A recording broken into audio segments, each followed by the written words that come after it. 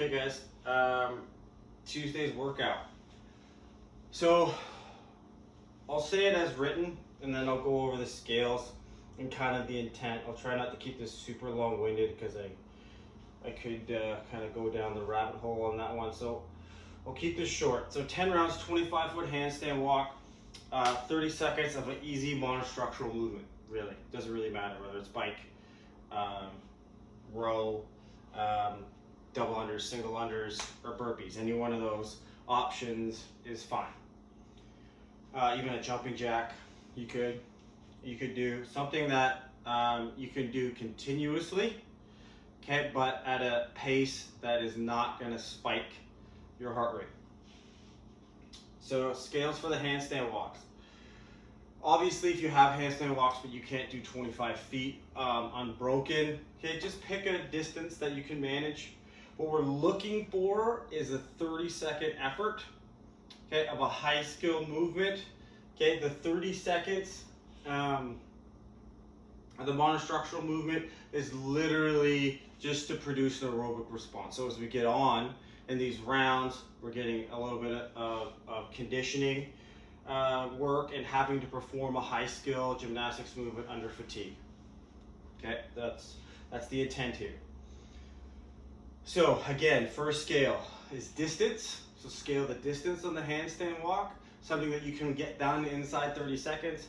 You know, if you're only walking a couple steps at a time, that's fine. Okay, couple steps, shake it out, back up, couple steps as far as you can get in 30 seconds. And then back to your monostructural piece. If you don't have a handstand walk, okay, 3 to 5 wall walks, same time domain. Try to get it done inside a 30-second window or around 30 seconds. It doesn't have to be exactly 30 seconds. Okay, if it's 35 seconds, it's fine. The goal is to keep this as close to an EMOM as possible. Okay, so as close to an EMOM as possible doesn't mean it has to be in an EMOM. So don't freak out. Okay, if you're 2 seconds or 5 seconds past that 30-second mark, okay, you're still gonna get the right stimulus for that workout. If you don't have a wall walk, okay, a shoulder tap. I did forget to put that in tribe. I'll make sure I fix that. Shoulder tap obviously is the next scale on that, whether that's back to the wall, stomach to the wall, okay, feet on a box or feet on a floor. Any one of those versions is fine. Okay, you're touching the same shoulder.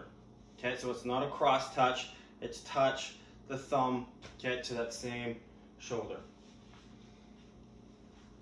Time cap is 12 minutes on that. Okay, again, if we stick within those rules, okay, the 12-minute time cap should not be an issue. Okay, that one's pretty simple. We're gonna leave it at that.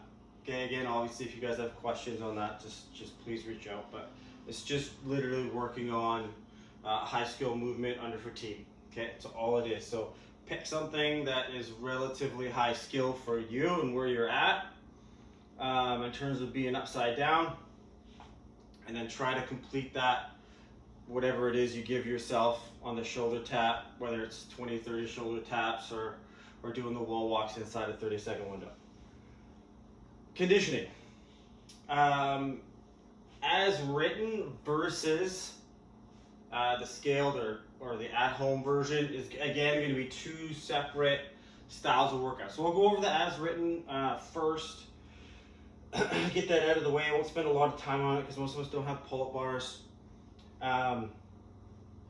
So I'll keep this part brief. So 2 7-minute AMRAPs, 3-minute rest in between. Okay, again, that type of time domain, okay, for both versions of this workout should be pretty intense. You should be running at like a 90% click. Trust your recovery, rinse and repeat. Okay. 20 toes to bar, 15 box jumps, 10 dual dumbbell hang cleans. So it'd be 2 50-pound or 2 35-pound dumbbells.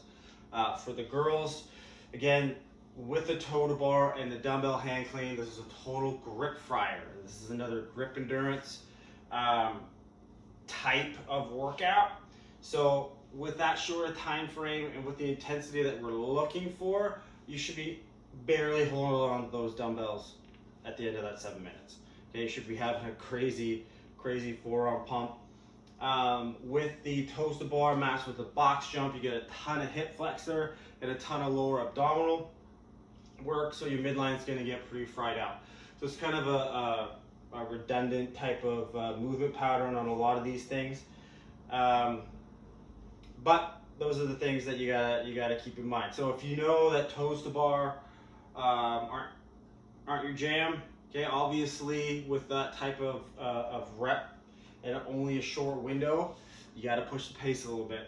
Okay, so it doesn't mean you have to do big sets, but it means you really got to try to tighten up your rest. Okay, because realistically, you're only going to get through 2, if you're great at toes to bar, maybe 3 inside a 7-minute window. Moving on to what most of us are going to be doing at home. Instead of the toes to bar, you're going to do alternating single leg V-up. Sit. So again, we're here, legs are long, arms are long. Okay, one leg comes up, opposite arm, opposite leg. Okay, that's the goal. If you can't keep legs straight and arms straight, okay, you guys know the drill. You can do a tuck with the knee, touch the knee. Again, as I've been preaching lately, shoulder blades, upper back, okay, move up off the floor. Okay, we're getting some compression of the ribs down towards the hips. So that's instead of the toes to bar. From there, box jumps, same thing, guys. If you have something you could jump onto in your house, great. Whether it's couch, a heavy chair, or a heavy ottoman. If you don't, try to find something you can step onto. That's around the same height. Otherwise, you can just lay an object down. I don't care what it is, whether it's a backpack or some towels, whatever it is, lay it on the floor. Okay, and you can just do some squat jumps laterally, excuse me, over that object. Okay, that's also a great skill. Okay, do 15 of those. Instead of the dumbbell hang clean, you're gonna do a single arm dumbbell or kettlebell or odd object like a backpack, single arm Russian swing. So here, hinge at the hip, snap, make sure you square the shoulders up. Okay, make sure basically you're looking for the fist to be above, just above the shoulder line, back down.